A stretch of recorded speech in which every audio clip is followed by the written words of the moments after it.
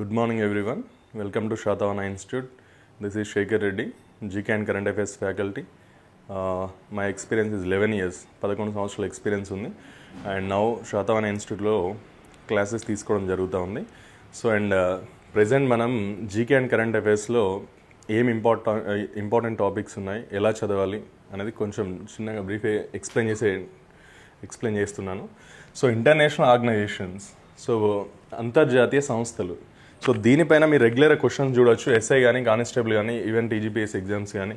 So international ఆర్గనైజేషన్స్లో మనకి మేజర్గా UNO ఉంది, అంటే ఐక్యరాజ్య సమితి, యునైటెడ్ నేషన్స్ ఆర్గనైజేషన్.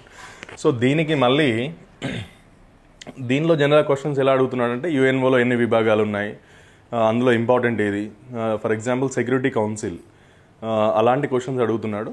సో యుఎన్ఓకి దీని అనుబంధ సంస్థలు ఉన్నాయి. For example WHO, world health organization. So రీసెంట్గా దాని మీద అడిగిన క్వశ్చన్స్ ఎలా ఉంటున్నాయంటే WHO మంకీ పాక్స్ రీసెంట్గా మనకి న్యూస్లో ఉన్న డిసీజ్, వ్యాధి. సో దానికి సంబంధించి అది ఎప్పుడు WHO ఏ రోజున దాని మీద అంతర్జాతీయ అత్యవసర పరిస్థితి విధించింది, ఇలాంటివి డిస్కస్ చేయాల్సిన అవసరం ఉంది దీంట్లో. WHO, WTO world trade organization. So questions ఎలా అడుగుతాడంటే WHO ఎప్పుడు ఏర్పడింది, దాని హెడ్ క్వార్టర్స్ ఎక్కడ ఉంది, సో లేదా దాని డైరెక్టర్ జనరల్ ఎవరు, అండ్ WTO కూడా సేమ్, దాని హెడ్ క్వార్టర్స్ ఎక్కడ ఉంది, అది ఎప్పుడు ఏర్పడింది, దాని దాని WTO డైరెక్టర్ జనరల్ ఎవరు, ఇలాంటి క్వశ్చన్స్ అడుగుతున్నాడు. సో WTOకి సంబంధించి మనం రీసెంట్ అయిన కంట్రీ జాయిన్ అయిందా, సో అలాంటి క్వశ్చన్స్ అడుగుతాడు. నెక్స్ట్ మనకు యునిసెఫ్ ఉంది, యునెస్కో. సో యునెస్కోకి సంబంధించి మోస్ట్ ఇంపార్టెంట్, ఆల్వేస్ ఎగ్జామ్స్లో ఎక్కువ ఫోకస్ చేయాల్సింది యునెస్కో గురించి. ఎందుకంటే ఎవ్రీ ఇయర్ కూడా యునెస్కో మ్యాక్సిమం ఏదో ఒక కంట్రీలో ఏదో ఒక దాన్ని గుర్తిస్తూ ఉంటుంది వారసత్వ సంపదగా. సో వారసత్వ సంపద రీసెంట్గా ఇండియాలో మనకు టోటల్ ఓవరాల్గా 43 ఉన్నాయి, 43 సైట్లను గుర్తించడం జరిగింది. సో దానికి సంబంధించి కూడా మనం డిస్కస్ చేద్దాం. సో నెక్స్ట్ యుఎన్ఓ తర్వాత మనకు తీసుకోవాల్సినవి సార్క్, బ్రిక్స్. రీసెంట్గా గ్రూప్ 2లో బ్రిక్స్ పైన అడిగాడు, అందరికీ తెలుసు. 13వ సమావేశం, 14వ సమావేశం, 15వ సమావేశం అని ఇట్లా మ్యాచింగ్ చేసి కంట్రీస్ ఎక్కడెక్కడ జరిగినాయని చెప్పేసి క్వశ్చన్ ఇచ్చాడు. మీరు గ్రూప్ 2 పేపర్లో చెక్ చేయొచ్చు. సో డెఫినెట్గా బ్రిక్స్ పైన అడుగుతాడు. Brazil, Russia, India, China, south Africa, ఇవి ఎప్పుడు ఏర్పడింది అండ్ అది అసలు ఎక్కడెక్కడ సమావేశాలు జరిగాయి, వాటి గురించి మనం తెలుసుకోవాల్సిన అవసరం ఉంటుంది. SAARC, BRICS, G7, G20, NATO, North Atlantic Treaty Organization. So most important topic, ఎందుకంటే రష్యా ఉక్రెయిన్ వార్ జరుగుతూ ఉంది. సో దానికి సంబంధించి మన నాటో గురించి కూడా మనకు మీరు అబ్జర్వ్ చేయొచ్చు, గ్రూప్ 2లో క్వశ్చన్ ఉంది నాటో గురించి కూడా. నాటోలో ఇటీవల చేరిన దేశం ఏది రీసెంట్గా అనే క్వశ్చన్ ఉంది, మీరు చూడండి. సో మనం దాని గురించి కూడా తెలుసుకోవాలి. వాడు తెలివిగా అడిగాడు. గ్రూప్ 2లో ఏం అడిగాడంటే ఫిన్లాండ్, యాక్చువల్లీ 2023లో చేరిన దేశం ఏది అని అడిగాడు. ఫిన్లాండ్. మొత్తం ప్రెజెంట్ 32 నేషన్స్ ఉన్నాయి, 32 దేశాలు సభ్యత్వం ఉన్నాయి నాటోలో. సో దాని గురించి కూడా మనం క్లాస్లో డిస్కస్ చేయడం జరుగుతుంది. తర్వాత ASEAN, association of south east Asian nations, ఆగ్నేయ ఆసియా దేశాల కూటమి అని ఏషియన్ అంటారు. సో ఇది ఎప్పుడు ఏర్పడింది, దీని హెడ్ క్వార్టర్స్ ఎక్కడ ఉంది, అండ్ ఇండియాతో ఏషియాన్కి ఎలాంటి సంబంధం ఉంది అనేది మనకు చాలా ఇంపార్టెంట్ ఎగ్జామ్స్లో. దాని గురించి కూడా మనం డిస్కస్ చేయబోతాం. ఆఫ్టర్ దట్ ఇవి మేజర్ ఇంపార్టెంట్ టాపిక్స్ ఏది ఇంటర్నేషనల్ ఆర్గనైజేషన్స్లో. ఇంకా ఉంటాయి క్లాస్, వాటి గురించి చూద్దాం. రీసెంట్గా మనం గ్రూప్ 1 మెయిన్ ప్రిలిమినరీగా తీసుకున్నా కూడా ఏమన్నాడు క్వశ్చన్, బేసిక్లో ఏ దేశాలకు సభ్యత్వం ఉందన్నాడు. ఇది వెరీ డిఫరెంట్ యాక్చువల్లీ. ఇక్కడ 5 లెటర్లు కనబడుతున్నాయి, బట్ కానీ దీంట్లో 4 దేశాలకే సభ్యత్వం ఉంది. ఎవరైనా కూడా ఏమనుకుంటారు, 5 లెటర్స్ ఉన్నాయి కాబట్టి 5 దేశాలు ఉన్నాయి అనుకుంటారు. ఇక్కడ చూడండి, ఇది B ఫర్ బ్రెజిల్, ఇది చూడండి ఇక్కడ, ఇది south Africa, India, China. So దాని గురించి మనం డిస్కస్ చేద్దాం. అసలు బేసిక్ అంటే ఏంటి, అందులో ఈ 4 దేశాలు ఎందుకు సభ్యత్వం ఉన్నాయి, వాటి ఎయిమ్ ఏంటి, అసలు వాటి లక్ష్యం ఏంటి, ఎందుకోసం ఉన్నాయి అనేది డిస్కస్ చేద్దాం. నెక్స్ట్ స్పోర్ట్స్కి సంబంధించి కూడా మనకు రీసెంట్గా జరిగిన ఎగ్జామ్ గ్రూప్ 2, దానికి సంబంధించి కూడా క్వశ్చన్ ఉంది. ఏముంది, పారా ఒలింపిక్స్ అంటే physically challenged or physically handicapped ఎవరైతే ఉన్నారో వాళ్ళు మాత్రమే పార్టిసిపేట్ చేస్తారు. రెగ్యులర్ ఒలింపిక్స్లో ఎలాగో రెగ్యులర్ క్రీడాకారులే ఉంటారు. పారా ఒలింపిక్స్లో ఇండియా మెడల్స్ ఎన్ని అనే క్వశ్చన్ ఇచ్చాడు, వరుసగా ఇట్లా ఇచ్చాడు. ఇండియా ర్యాంక్ ఇంత and so India gold medals ఇన్ని, సిల్వర్ మెడల్స్ ఇన్ని, బ్రాంజ్ మెడల్స్ ఇన్ని అనే టాపిక్ ఇచ్చాడు. So 1 mark. సో గుర్తుపెట్టుకోండి, ప్రతి మార్క్ ఇంపార్టెంట్. సరే ప్రిలిమినరీ వరకు ఒక మార్క్ అటు ఇటు అయినా ఏం కాదు, కానీ మెయిన్స్లో ఎట్టి పరిస్థితుల్లో వదిలిపెట్టద్దు. నాకు ఈ టాపిక్ నేను వీక్ ఉన్నా, నా స్పోర్ట్స్లో నేను వీక్ ఉన్నా, నాకు ఈ మార్క్ అవసరం లేదు, అట్లా ఎప్పుడు చేయొద్దు. మెయిన్స్కి మాత్రం తప్పకుండా ప్రతి మార్క్ మీద మనం చూసుకోవాలి. కంపల్సరీ ఏ మార్క్ అయినా ఏ టాపిక్ అయినా అది మేము చూసుకుంటాం, సార్స్ చూసుకుంటారు, చెప్తారు ఆల్ సబ్జెక్ట్లో. సో మనకు స్పోర్ట్స్కి సంబంధించి ఏమేమి ఉన్నాయి మేజర్గా, Olympics major topic because of ఈ ఇయరే జరిగింది కాబట్టి నెక్స్ట్ ఇయర్ మెయిన్స్ వరకు కూడా క్వశ్చన్స్ వచ్చే ఛాన్స్ ఉంటుంది. ఏది ఎస్ఐ కానీ పీసీ కానీ. ప్రిలిమినరీ ఇలాగ అడుగుతాడు, మెయిన్స్ వరకు కూడా ఛాన్స్ ఉంది. నెక్స్ట్ పారా ఒలింపిక్స్ ఉంటాయి, ఏషియన్ గేమ్స్ ఉంటాయి, ఆసియా క్రీడలు. తర్వాత ఏషియన్ గేమ్స్ తర్వాత వచ్చేసి మనకు కామన్వెల్త్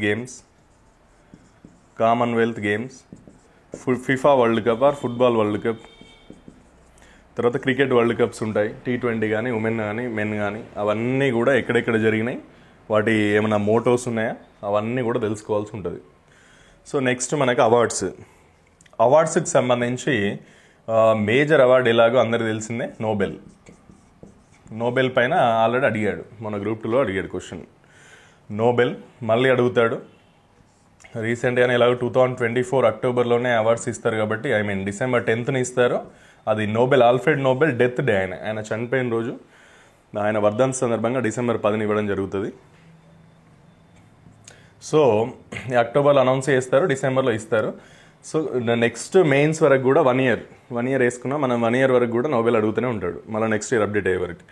నెక్స్ట్ రామన్ మెగసెసే జనరల్గా ఎగ్జామ్స్లో ఎలా అడుగుతారంటే, రామన్ మెగసెసే అవార్డు ఇచ్చే దేశం ఏది? అది రెగ్యులర్ క్వశ్చన్. అది ఫిలిప్పీన్స్ ఇస్తుంది, Philippines country. Ramon Magsaysay former president of Philippines. And Ramon Magsaysay 2024లో ఇండియన్స్కి ఎవరికైనా వచ్చిందా అనేది క్వశ్చన్. ఇండియన్స్కి ఎవరికి రాలేదు, బట్ 5 సంస్థలతో కలిపి మొత్తం 5 ఇవ్వబడింది. ఇది రామన్ మెగసెసే. ఇది ఫిలిప్పైన్స్ ఇస్తుంది, దాన్నే ఆసియా నోబెల్ అని కూడా అంటారు. రామన్ మెగసెసే ఏమంటారు అంటే ఆసియా నోబెల్ అని పిలువబడుతుంది. నెక్స్ట్ ఆ తర్వాత టెంపుల్టన్ ప్రైజ్. తర్వాత వచ్చేసి మనకి అవార్డ్స్లో Booker prize and Man Booker international prize. Man Booker 2 ఉంటాయి, బుకర్ ప్రైజ్ ఉంటుంది, మ్యాన్ బుకర్ ఇంటర్నేషనల్, లేదా ఇక్కడ మనం ఇలా కూడా రాసుకోవచ్చు, Man Booker prize, Man Booker international prize. రెండింటికి డిఫరెన్స్ ఏందనేది చెప్తాను నేను, ఆఫ్టర్ దట్ క్లాస్లో కంటిన్యూ అవుతుంది. Man Booker prize, Man Booker international prize. ఇక్కడే ఉంది ఇంటర్నేషనల్ అంటే, ఇది వరల్డ్ వైడ్ ఇస్తారని అర్థమవుతుంది. మరి ఇక్కడ ఇది ఎక్కడ ఇస్తారనేది చూడాల్సి ఉంటుంది. మ్యాన్ బుకర్ ప్రైజ్ కామన్వెల్త్ దేశాల్లో మాత్రమే ఇస్తారు, man Booker international praise world wide ఇస్తారు. అది మేజర్ డిఫరెన్స్. నెక్స్ట్ వచ్చేసి మనకు right to livelihood award.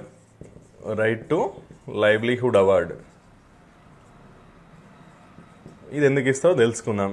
Next world food praise. Next most important award Oscar. ఇది రీసెంట్గా గ్రూప్ 2లో అడిగాడు. మీరు రాసిన వాళ్ళు ఎవరైనా ఉంటే క్లియర్గా ఆస్కార్ పైన డైరెక్ట్ క్వశ్చన్ అడిగాడు. సో నెక్స్ట్ అంటే దీని అర్థం ఏంటి, అవార్డ్స్లో క్లియర్గా ఉంది. నోబెల్ పైన క్వశ్చన్ అడిగాడు, ఆస్కార్ పైన అడిగాడు. రీసెంట్గా అయితే 2 క్వశ్చన్స్ వెరీ సింపుల్, అంటే చదివిన వాళ్ళకి, అందరికి కాదు, కరెక్ట్గా చదివే వాళ్ళకి. ఇంకోటి లాస్ట్ ఇయర్ తోటి కంపేర్ చేస్తూ అవార్డ్స్ చదవాల్సిన అవసరం ఉంది మనం, ఎందుకంటే వాడు ఇదే ఇయర్ ఇస్తున్నాడని గ్యారంటీ లేదు. అది లాస్ట్ ఇయర్ తోటి కంపేర్ చేస్తున్నాడు, పేపర్ టఫ్గా ఇస్తున్నాడు కాబట్టి చూసుకోవాలి అది. ఆ తర్వాత మనకి గవర్నమెంట్ స్కీమ్స్ వస్తాయి. గవర్నమెంట్ స్కీమ్స్ అంటే ఇందులో మనకి ఎలాగో స్టేట్ గవర్నమెంట్ స్కీమ్స్ ఉన్నాయి, సెంట్రల్ ఉంటాయి. సో జనరల్గా స్టేట్ మనకి ఏ బుక్ అయినా లేకపోతే సాస్ చెప్పేదైనా మనకు రెగ్యులర్గా దొరుకుతాయి కాబట్టి ఓకే. బట్ సెంట్రల్ అంత ఈజీ కాదు. సెంట్రల్ గవర్నమెంట్ స్కీమ్స్ అనేది ఫాలో అవడం చాలా కష్టం. ఏ బుక్లో కూడా ప్రాపర్గా ప్రింట్ చేయరు ఎవరు కూడా, ఎందుకంటే సెంట్రల్ గవర్నమెంట్ స్కీమ్స్ డిఫరెంట్గా ఉంటాయి. దాని గురించి మనం క్లాస్లో అన్నీ చెప్తాను నేను. So central government schemes important. So state government స్కీమ్స్లో ఈ కాంగ్రెస్ గవర్నమెంట్ మనకు వచ్చాక వాళ్ళు 6 పథకాలకు సంబంధించి మేజర్గా మనకు ఉన్నాయి. ఇది మహాలక్ష్మి, లైక్ రైతు భరోసా, ఇలాంటి స్కీమ్స్ ఉన్నాయి కాబట్టి వాటి మీద రెగ్యులర్గా అడుగుతున్నాడు కంటిన్యూస్గా, డేట్తో సహా ఇంపార్టెంటే. డేట్ ఏ డేట్ రోజు స్టార్ట్ అయింది అలాంటి క్వశ్చన్స్ అడుగుతున్నాడు. వెరీ డిఫికల్ట్గా అడుగుతున్నాడు. 6 పథకాలు ఏదో అనుకుంటే కుదరదు, డిఫరెంట్గా అడుగుతున్నాడు. దాని గురించి కూడా మనం డిస్కస్ చేస్తాం క్లాస్లో. ఆఫ్టర్ దట్ ఇది అయిపోయిన తర్వాత టోటల్ ఏదైనా మిస్ అయినాయా మళ్ళీ ఒకసారి ఓవరాల్ వ్యూలో కరెంట్ అఫైర్స్ అని ఎందుకు ఇచ్చాను ఇక్కడ అంటే, ఈ కరెంట్ అఫైర్స్ అనేది న్యూ అపాయింట్మెంట్స్ గ్రూప్ 2లో ఇవి 2 ఇచ్చాడు క్వశ్చన్స్. ఎందుకు గ్రూప్ 2 అంటున్నా అంటే రీసెంట్గా జరిగిన ఎగ్జామ్ కాబట్టి నేను దాని ఎగ్జాంపుల్గా తీసుకున్నాను. వెరీ రీసెంట్గా జరిగింది కాబట్టి దాని ఎగ్జాంపుల్ చెప్తున్నాను. ఏ పేపర్ అయినా కరెంట్ అఫైర్స్ యాజ్ ఇట్ ఈస్గా ఉంటాయి. వాట్ ఎవర్ అది మీరు గ్రూప్ 2 కానీ సివిల్స్ కానీ ఎస్ఐ కానిస్టేబుల్ వాట్ ఎవర్ అది ఏదైనా కూడా సేమ్ ఉంటాయి. సో న్యూ అపాయింట్మెంట్స్ అనేది ఖచ్చితంగా అడుగుతాడు. 1 or 2 క్వశ్చన్స్ ఉంటాయి ఎనీ ఎగ్జామ్. సో ఇవి అడిగాడు. ఈ కరెంట్ అఫైర్స్లో ఇంకేదైనా మిస్ అయినా ఇక్కడ ఉన్నాయా అక్కడ కవర్ చేయడం జరుగుతుంది. ఓవరాల్ ఇది మనకు ఓవరాల్ సబ్జెక్ట్ ఇది. సో దీనిపైన నా క్లాస్ పర్ఫెక్ట్గా మీరు ఫాలో అయితే అరౌండ్ 40 to 50 మార్క్స్ వరకు స్కోర్ వస్తుంది. ఎందుకు వస్తుంది, ఎలా వస్తుంది? జనరల్గా sir GK current affairs 20 to 25 ఉంటాయి కదా అని మీరు అనుకోవచ్చు. But I will assure that definitely దీన్ని ఛాలెంజింగ్గా తీసుకుందాం. 20 నుండి 25 వాస్తవానికి వస్తాయి. బట్ మనకు 40 to 50 ఎలా కవర్ అవుతాయని నేను క్లాస్లో చెప్తా ఉంటాను మీకు. ఎందుకంటే అన్నీ వీటికి అటాచ్మెంట్ వస్తూనే ఉంటుంది ఎక్కడో ఒక దగ్గర. ఎలా చదవాలి, ఏం చేయాలని చెప్తాం మేము. అండ్ ఇంకోటి ఏంటంటే శాతవాహన ఇన్స్టిట్యూట్లో గ్రౌండ్ ఎలాగో లక్ష్మణ్ సార్ గారు చూసుకుంటారు. అండ్ మేమైతే సబ్జెక్ట్ వరకు ఎక్స్పర్ట్స్ ఉన్నారు అందరూ.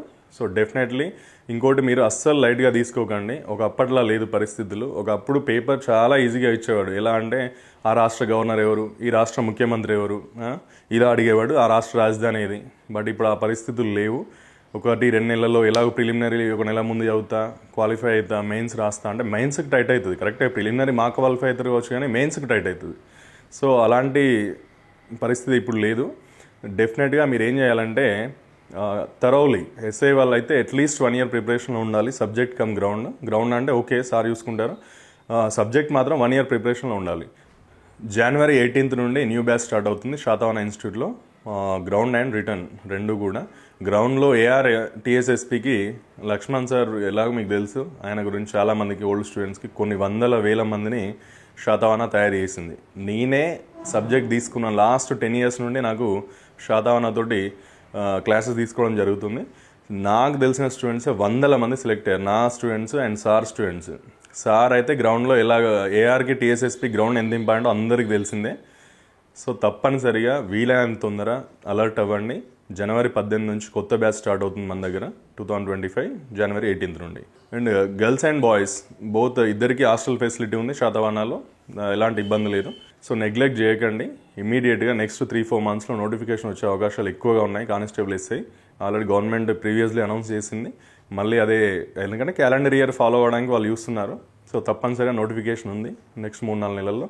ఎట్టి పరిస్థితుల్లో నెగ్లిజెన్స్ పనిచేయదు.